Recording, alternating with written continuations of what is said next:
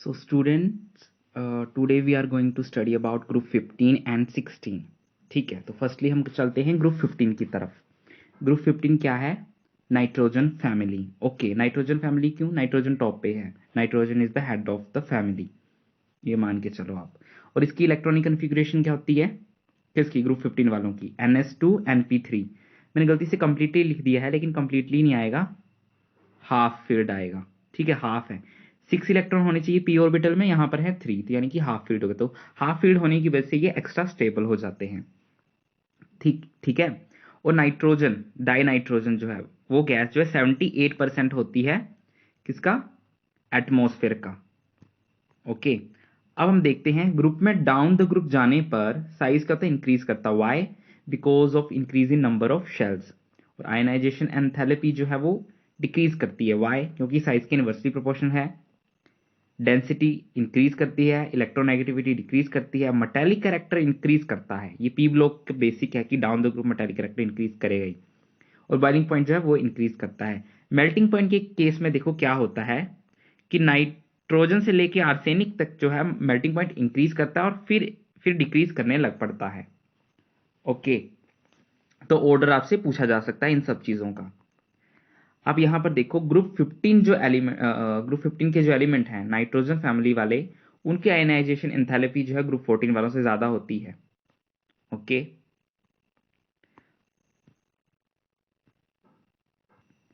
अब हम इनकी केमिकल प्रॉपर्टीज के बारे में बात करेंगे. किनकी? ग्रुप 15 वालों की, नाइट्रोजन फैमिली की. तो उनमें कॉमन ऑक्सीडेशन स्टेट जो होती है -3, +3 और +5 होती हैं.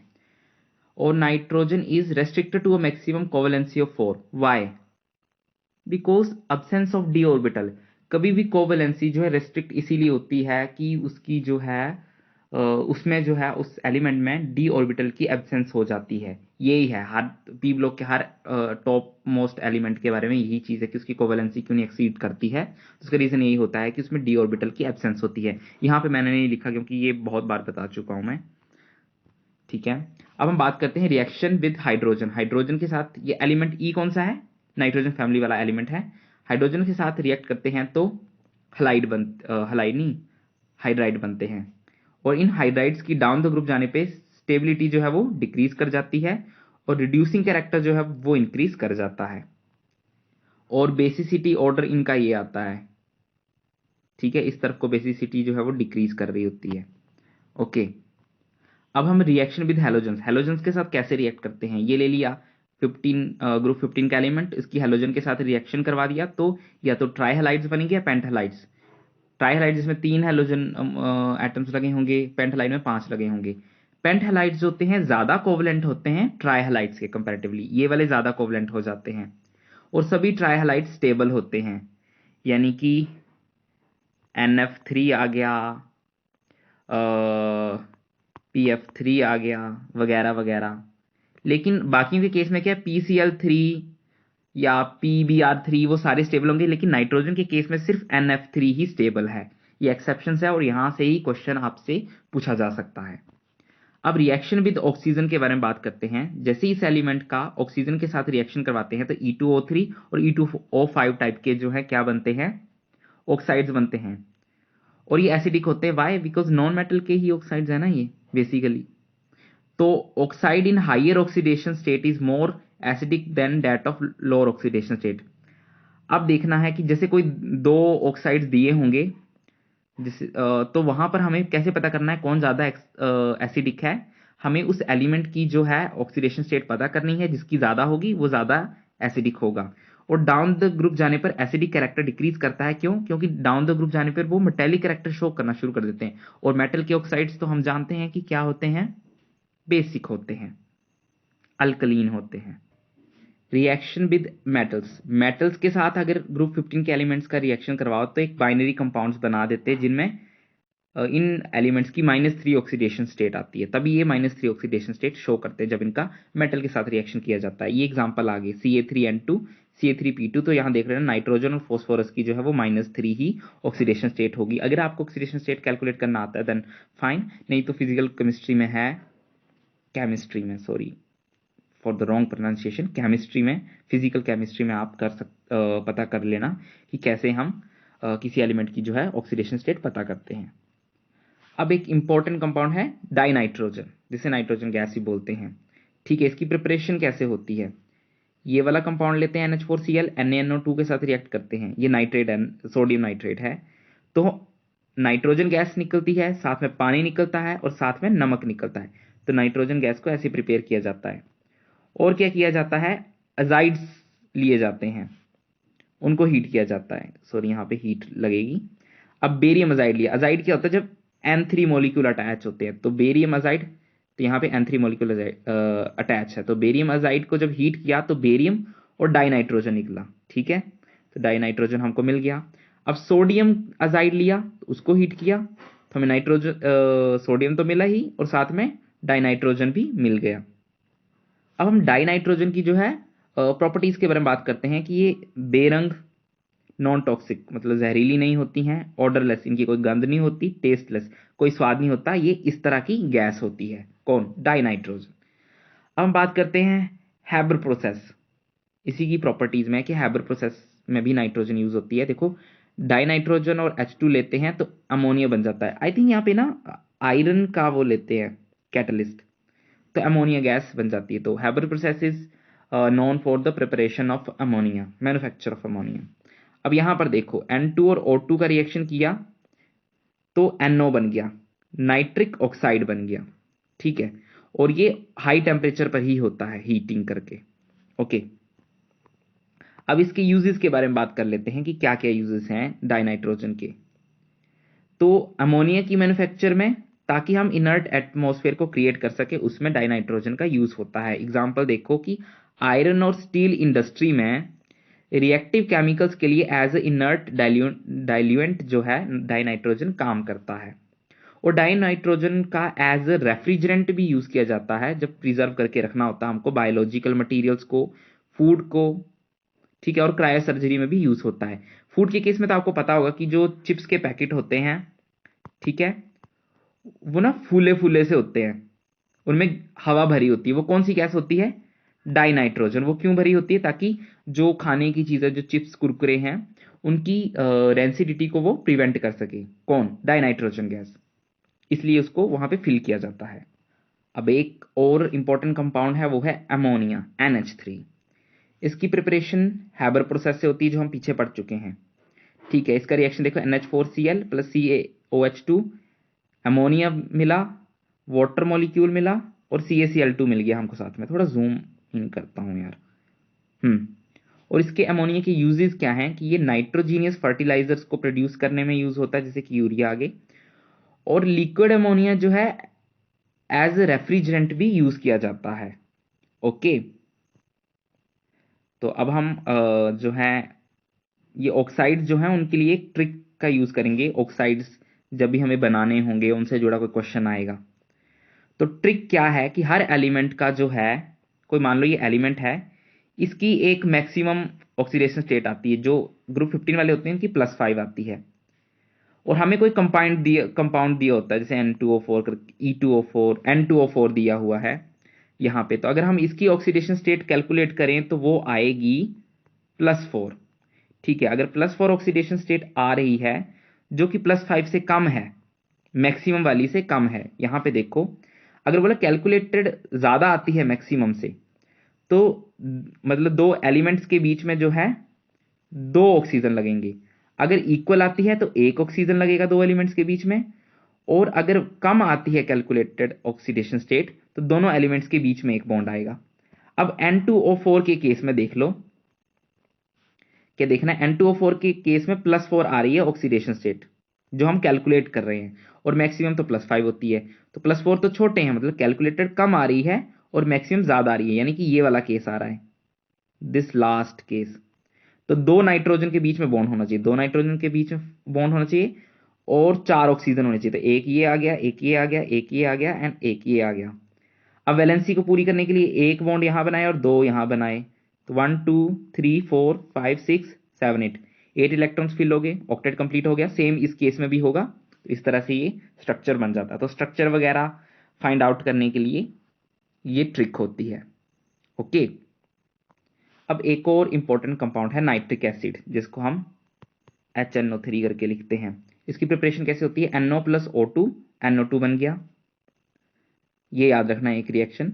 और NaNO3 और H2SO4 को जब हम रिएक्ट करवाते हैं एक साथ तो NaHSO4 और HNO3 मिल जाता है।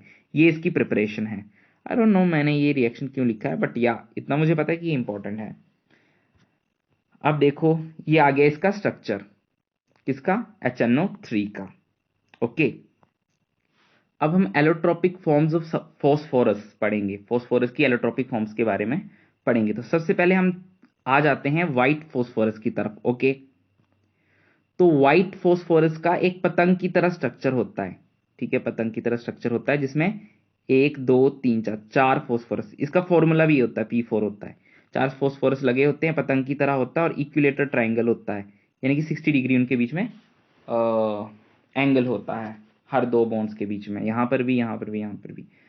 अब इसका ये वाला रिएक्शन जो है इंपॉर्टेंट है कि P4 को NaOH के साथ और H2 के साथ रिएक्ट करेंगे तो PH3 फोस्फीन बनेगा और NaH2PO2 बन जाएगा।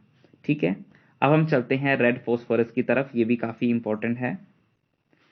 रेड फॉस्फोरस क्या है, ये भी पतंग जैसे ही स्ट्रक्चर है इसमें भी, लेकिन एक के बाद एक पतंग, यहां पर भी एक पतंग होगी, इस तरह से एक चेन लाइक स्ट्रक्चर हो जाता है। तो ये इसका क्या आ गया, स्ट्रक्चर आ गया। और इसका रिएक्शन क्या है, जब व्हाइट फॉस्फोरस को जो है 573 केल्विन पे हीट किया जाता है इनर्ट एटमॉस्फेयर में और सेवरल डेज तक, तब रेड फॉस्फोरस बन जाता है। ठीक है, अब हम चलते हैं ब्लैक फॉस्फोरस की तरफ।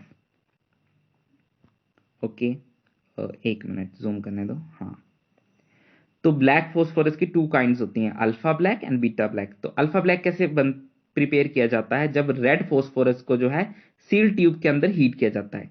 हम रेड फॉस्फोरस लेते हैं, उसको सील ट्यूब में जो है हीट करते हैं, तो हमें अल्फा ब्लैक फॉस्फोरस मिल जाता है। बीटा ब्लैक की बारी क्या है, उसको प्रिपेयर करने के लिए हम व्हाइट फॉस्फोरस को 473 केल्विन पे हीट करेंगे और हाई प्रेशर होना चाहिए, तब जो है वो व्हाइट फॉस्फोरस जो है ब्लैक, बीटा ब्लैक फॉस्फोरस में कन्वर्ट हो जाता है। तो इस तरह से बीटा ब्लैक फॉस्फोरस की जो है प्रिपरेशन होती है। आओ अब हम बात करते हैं फोस्फीन की। तो ये जो हमने रिएक्शन पहले ही कर लिया है वही है, ये उसकी प्रिपरेशन आ जाती है, किसकी, फोस्फीन की। अब हम फॉस्फोरस के हलाइड्स के बारे में बात करते हैं। तो सबसे वो ट्राई हलाइड और पेंट हलाइड्स बनाता है, वे तो हम जानते ही हैं। तो हम ट्राई हलाइड्स की बात करते हैं। तो उसकी प्रिपरेशन कैसे होती है, ये रहा उसका रिएक्शन। जब SOCl2 को फॉस्फोरस के साथ रिएक्ट करवाते हैं तो PCl3SO2 और H2Cl2 बनता है, तो PCl3 मिल जाता है हमको। प्रॉपर्टीज क्या है, जब इस PCl3 को वाटर के साथ रिएक्ट करते हैं तब भी H3PO3 बनता है, और जब मिथेनॉल के साथ रिएक्ट करते हैं तब भी H3PO3 बनता है, और ये उसके साथ वाले बाई प्रोडक्ट्स होते हैं। अब इसका स्ट्रक्चर देख लेना, इसका कैसा स्ट्रक्चर है, ये देखो कैसा स्ट्रक्चर है इसका, पिरामिडल स्ट्रक्चर है। ओके, और ऊपर एक लोन पेयर होता है, ये इसका स्ट्रक्चर आ गया। अब हम इसके पेंटालाइड के बारे में, यानी कि पेंट क्लोराइड के बारे में बात करेंगे, पेंटाक्लोराइड के बारे में। तो ये रहा उसकी प्रिपरेशन का रिएक्शन जिसको आपको याद करना है। P4 और Cl2 के 10 मोल्स ले लेंगे तो PCl5 के 4 मोल्स बन जाएंगे। अब प्रॉपर्टीज क्या हैं कि जब इस PCl5 को वाटर के साथ रिएक्ट करते हैं POCl3 बनता है, और जब इस POCl3 को वाटर के साथ रिएक्ट करते हैं तो H3PO4 बनता है, जो कि फॉस्फोरिक एसिड है। ये बहुत इंपॉर्टेंट कंपाउंड है, और फॉस्फोरिक एसिड की प्रिपरेशन का भी आपसे पूछा जा सकता है, और HCl गैस तो निकलेगी। अभी एक ये इंपॉर्टेंट भी है, जब PCl5 को हीट किया जाता है तो PCl3 और डाइक्लोराइड मॉलिक्यूल्स में ये टूट जाता है। तो PCl5 का स्ट्रक्चर कैसा है, 1 2 3 4 5, 5 क्लोरीन लगे होते हैं इस तरह से, ये एक इक्विटोरियल प्लेन पर होते हैं और ये अबव और द प्लेन होते हैं। तो ये स्ट्रक्चर जो होता है ट्राइगोनल बायपिरामिडल होता है, जो कि आपने chemical bonding and molecular structure में फिजिकल केमिस्ट्री में जो है वो पढ़ा होगा। ओके, सो समझ आया ये। ओके, आगे हम चलते हैं ऑक्सो एसिड्स की तरफ। तो इसके लिए भी ट्रिक है, काफी अच्छी है ये ट्रिक। हमें ना हमेशा कोई भी ना किसी भी कंपाउंड किसी भी एलिमेंट जो इक एसिड, जैसे फॉस्फोरिक एसिड, ये देखो दिस इज, नीचे देखो फॉस्फोरिक एसिड है H3PO4, इक एसिड याद करना है। फिर बोला है अगर उसमें एक ऑक्सीजन मॉलिक्यूल कम है, ठीक है, अगर एक ऑक्सीजन मॉलिक्यूल कम है तो वो अस एसिड बन जाता है, ये वो कह रहे हैं अस एसिड। तो फोस्फोरस है जिसमें 4 ऑक्सीजन लगे हुए हैं, ध्यान सॉरी, अगर ध्यान से देखो तो यहां पे कितने मॉलिक्यूल हैं, 4 मॉलिक्यूल हैं ऑक्सीजन के, 4 मॉलिक्यूल हैं सॉरी, 4 ऑक्सीजन लगे हैं सिंपली। तो हम ट्रिक की तरफ चलते हैं।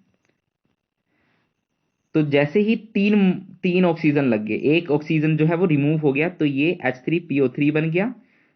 पहले ये क्या था, फॉस्फोरिक एसिड था, अब बन गया फॉस्फोरस एसिड। अब एक ऑक्सीजन और कम कर दिया तो H3PO2 बन गया, तो हाइपोअस एसिड बनना चाहिए। तो अगर ये फॉस्फोरिक एसिड था, ये क्या बन गया, हाइपोफॉस्फोरस एसिड।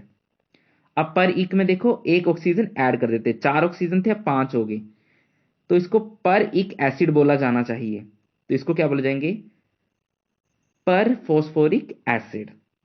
अब देखो यहां कहा गया है कि एक वाटर मॉलिक्यूल H2O रिमूव करना है, तो मेटाइक एसिड बनेगा। अब यहां पर देखते हैं, यानी कि 2 हाइड्रोजन रिमूव करने हैं, 2 कर दिए तो 1 बच गया, ठीक है। और एक ऑक्सीजन रिमूव करना है तो कितने बचेंगे, 3, तो HPO3 बन गया। तो इसको क्या बोलना था हमने, मेटाइक एसिड, यानी इसको बोला जाएगा मेटा फोस्फोरिक एसिड। अब यहां पर देखो, यहां पर 2 से मल्टीप्लाई करना है और उसके बाद वाटर मॉलिक्यूल रिमूव करना है, तो पायरोइक एसिड बनेगा, ठीक है। अब अच्छा लग रहा है थोड़ा साफ साफ। अब मैं दोबारा बताता हूं कि ये जो इक एसिड है उसको 2 से मल्टीप्लाई करना मतलब डबल कर देना है, उसके बाद एक वाटर मॉलिक्यूल को जो है हमने रिमूव कर देना है, और फिर वो पायरोइक एसिड बन जाएगा। तो अब देखो H3PO4 को मल्टीप्लाई करो 2 से, डबल हो जाएगा, H3 की जगह 6 हो जाएंगे, P एक था तो अब 2 हो जाएंगे, और O4 थे तो अब 8 हो जाएंगे। अब इसमें से एक वाटर मॉलिक्यूल को जो है आपने रिमूव कर देना, मतलब 2 हाइड्रोजन कम करने हैं, कितने बन गए, H4, P2 तो रहेंगे ही, इतने रहेंगे, और एक ऑक्सीजन कम करना है तो O7, तो H4P2O7 बन गया। तो ये क्या बन जाना चाहिए, पायरोइक एसिड। तो क्या बन जाएगा, पायरोफॉस्फोरिक एसिड। तो ये ट्रिक है जिसको आपको याद कर लेना। ये majority of the cases, I think 99% cases में जो है ये एलिमेंट्स में ये ट्रिक काम कर जाती है। तो अगर कोई ट्रिक जो है 99% केसेस में काम कर रही है ना, तो you should go with that trick, और आपके काफी क्वेश्चन जो है इससे सोल्व हो जाएंगे। और ये ट्रिक तो I think world wide famous है। चलो अब हम बात करते हैं ग्रुप 16 यानी ऑक्सीजन फैमिली की। ऑक्सीजन के परिवार के बारे में अब हम स्टडी करेंगे, ठीक है। ऑक्सीजन और सल्फर जो है वो नॉन मेटल्स हैं, और ये दो जो हैं मेटलॉइड्स हैं, और ये जो है वो मेटल है जो कि एक रेडियो एक्टिव मेटल है, और इलेक्ट्रॉनिक कन्फिग्रेशन जो है NS2Np4 है, ठीक है। और सेम डाउन द ग्रुप जाने पर साइज इंक्रीज करेगा, why, because of increase in number of shells. Ionization enthalpy decrease करेगी बिकॉज ये साइज के इनवर्सली प्रोपोर्शनल है। इलेक्ट्रोनेगेटिविटी डिक्रीज करेगी बिकॉज ये साइज के इनवर्सली प्रोपोर्शनल है, ठीक है। अब हम केमिकल प्रॉपर्टीज के बारे में बात कर लेते हैं कि ऑक्सीजन की जो मैक्सिमम कोवेलेंस है वो 4 है, why, because absence of d orbital, हमेशा यही होता है पी ऑर्बिटल के केस में। अब मोस्ट कॉमन ऑक्सीडेशन स्टेट क्या आती है ऑक्सीजन फैमिली वाले, ऑक्सीजन फैमिली की मतलब जितने भी ग्रुप 16 के एलिमेंट्स हैं, +4 और +6 आती है, ठीक है। अब हम इसकी हाइड्रोजन के साथ रिएक्टिविटी को देख लेते हैं। अब जैसे ही ग्रुप 16 वाले एलिमेंट जो हैं वो डाइहाइड्रोजन के साथ रिएक्ट करते हैं तो H2E टाइप के जो है कंपाउंड बनाते हैं, तो जिनका डाउन द ग्रुप जाने पर जो है मेल्टिंग पॉइंट इंक्रीज करता है, जनरली ऐसा होना चाहिए, लेकिन वाटर का जो है वो सबसे ज्यादा आ जाता है melting point, because of hydrogen bonding, ठीक है। और व्हाट इज हाइड्रोजन बॉन्डिंग ये पता होना चाहिए। हाइड्रोजन और मोस्ट इलेक्ट्रोनेगेटिव एलिमेंट जो होते हैं उनके साथ जो हाइड्रोजन बॉन्ड बनाता है उसको हाइड्रोजन बॉन्ड बोलते हैं। ऐसा मत सोच लेना कि हाइड्रोजन और हाइड्रोजन के बीच में जो बॉन्ड है उसको हाइड्रोजन बॉन्डिंग कहते हैं, नहीं, हाइड्रोजन और मोस्ट इलेक्ट्रोनेगेटिव एलिमेंट जो है फोन, फ्लोरीन, ऑक्सीजन, नाइट्रोजन, इनके साथ जब हाइड्रोजन लगा होता है तो उसको बोल देते हैं हाइड्रोजन बॉन्डिंग। ये बॉइलिंग पॉइंट का ग्राफ है कि वाटर का जो बॉइलिंग पॉइंट है सबसे ज़्यादा होता है, उससे कम इसका होता है, उससे कम इसका, इससे कम इसका। फिर इसको इस तरीके से वी कर्व से याद करना जो है काफ़ी आसान है, तो इसलिए मैंने इस तरह से बताया है। बॉइलिंग पॉइंट जो है वाटर का ज़्यादा है और H2S का कम है। ठीक है, बोला वाटर का हाईएस्ट मेल्टिंग और बॉइलिंग पॉइंट। हाँ, ये याद रखना कि वाटर का मेल्टिंग पॉइंट भी और बॉइलिंग पॉइंट भी जो है सबसे हाईएस्ट है, देखा ना आपने पीछे भी और यहाँ पर भी। और यहाँ पर एक ये देख लेना कि H2 मोलिक्यूल जो है उसका बॉइलिंग पॉइंट जो होता है -60 डिग्री सेल्सियस होता है। ओके, अब हम इन एलिमेंट्स की ऑक्सीजन के साथ रिएक्टिविटी के बारे में बात कर लेते हैं। अब देखो, ऑक्सीजन के साथ रिएक्ट करके इस तरह के कंपाउंड नहीं बनाएगा, लेकिन ऑक्सीजन के अलावा जो हैं एलिमेंट्स वो इस तरह के कंपाउंड्स बना देते हैं, इस तरह के ऑक्साइड्स बना देते हैं जब ऑक्सीजन से रिएक्ट करते हैं। ऑक्सीजन अगर O2 मॉलिक्यूल के साथ रिएक्ट करता है, ये मान लो नेसेंट ऑक्सीजन है, तो क्या बनाता है? ओजोन, जो कि O3 है। अब हम हैलोजेंस के साथ रिएक्शन की बात करते हैं। जब ये ग्रुप 16 के एलिमेंट्स हैलोजेंस के साथ रिएक्ट करते हैं तो डाईहलाइड्स, टेट्राहलाइड्स और हेक्साहलाइड्स बना लेते हैं। अब जरूरी oxo acids of sulphur, sulphur के ऑक्सो एसिड, कभी भी ऑक्सो एसिड्स आ रहे हैं तो हमें एक एसिड को याद रखना है, तो यहाँ पे सल्फ्यूरिक एसिड जो है H2SO4 उसको याद रख लेना है। फिर उसी ट्रिक के साथ जो है आपने बाकी के कंपाउंड्स बनाने हैं, पर एक सल्फ्यूरस एसिड निकालना हो या हाइपोसल्फ्यूरिक एसिड निकालना हो, कुछ इस तरह से। ठीक है, अब इसकी प्रिपरेशन जो कॉन्टैक्ट प्रोसेस से की जाती है। प्रॉपर्टीज क्या है? कि कलरलेस है, डेंस है, इसमें घनत्व बहुत है, ऑयली लिक्विड है एक, और कंसंट्रेटेड H2SO4 को जो है हम स्ट्रॉन्ग डिहाइड्रेटिंग एजेंट की तरह यूज करते हैं। आप ऑर्गेनिक केमिस्ट्री में जो है जब आपको वाटर मॉलिक्यूल्स रिमूव करने होते हैं ना, तो आप कंसंट्रेटेड H2SO4 का यूज करते हैं वहां पर। अब इसके यूजेस के बारे में बात कर लेते हैं कि सल्फ्यूरिक एसिड जो है वो वेरी इंपॉर्टेंट इंडस्ट्री केमिकल है, इसलिए इसको किंग ऑफ केमिकल्स भी बोला जाता है। और पेट्रोलियम रिफाइनिंग में इसका यूज होता है और डिटर्जेंट इंडस्ट्री में भी इसका बहुत यूज होता है। Allotropic forms of sulphur, sulphur की दो होती हैं, alpha sulphur, beta sulphur. Alpha sulphur को रोम्बिक सल्फर भी बोलते हैं और बीटा सल्फर को मोनोक्लिनिक सल्फर भी कहते हैं। अब देखो, जो अल्फा सल्फर के केस में है, एस8 मॉलिक्यूल का स्ट्रक्चर ऐसा होता है, मुकुट जैसा, क्राउन शेप। और S6 का जो है वो इस तरह से होता है, कुछ चेयर टाइप स्ट्रक्चर होता है। ठीक है, और बोला है कि बीटा बीटा सल्फर के केस में भी क्राउन शेप स्ट्रक्चर ही होता है S8 मॉलिक्यूल का, दोनों में ही, बोथ द फॉर्म्स में बोला गया है। और S2 मॉलिक्यूल जो है वो कहा गया है कि डोमिनेंट स्पीसीज होती है, और ये मॉलिक्यूल जो है वो O2 मॉलिक्यूल की तरह ही पैरामैग्नेटिज्म जो है एग्जिबिट करता है। अब नेक्स्ट कंपाउंड है सल्फर डाइऑक्साइड, SO2, जिसके बारे में हम एनवायरमेंटल केमिस्ट्री में पढ़ चुके हैं, तो इसलिए इसकी प्रिपरेशन ये है, सल्फर और ऑक्सीजन का रिएक्शन कराओ, SO2 बन जाता है। प्रॉपर्टीज हैं ये दो रिएक्शन, ये काफी इंपॉर्टेंट है। ओके, और बाकी सल्फर डाइऑक्साइड के बारे में एनवायरमेंटल केमिस्ट्री में थोड़ा डिटेल में है, तो वहां से कर लेना। और हाँ, must read NCERT line by line, और उसकी जो समरी वीडियोस है उनको रीड करते रहना है, उससे आइडिया हो जाता है। ऐसा नहीं है कि सब कुछ वहीं से पूछ लेते, समरी वीडियोस में से कुछ ज़्यादा खास नहीं है, लेकिन लाइन बाय लाइन रीड करते रहना है। और जैसे ही आपके चैप्टर स्ट्रॉन्ग होने लग पड़ेंगे और आपको एट द लास्ट मोमेंट पे रिवाइज करना है, तो ये जो मेरे नोट्स हैं इनको ही रिवाइज करना लास्ट मोमेंट पे। लास्ट मोमेंट पे आप 25-25 पेजेस वाले एक चैप्टर नहीं कर सकते, तब आपको 5 to 10 पेजेस के अंदर ही एक चैप्टर को कंप्लीट करना होता है। ठीक है, और don't forget to subscribe my channel down classes, और इसको शेयर कर देना अपने फ्रेंड्स सर्कल में जिनको भी केमिस्ट्री, इनऑर्गेनिक केमिस्ट्री में हेल्प चाहिए है। और टेलीग्राम पे जाके जो है मेरा चैनल है डाउन क्लासेस, उसको जो है वो सब्सक्राइब कर लेना, और वहां से जो है इन क्लास के जो नोट्स हैं प्रिंटेबल फॉर्म में उनको डाउनलोड कर लेना और प्रिंट आउट निकाल के रिवाइज करते रहना और अच्छे से पढ़ना। ऑल द वेरी बेस्ट, पढ़ते रहिए, बढ़ते रहिए। Thank you very much.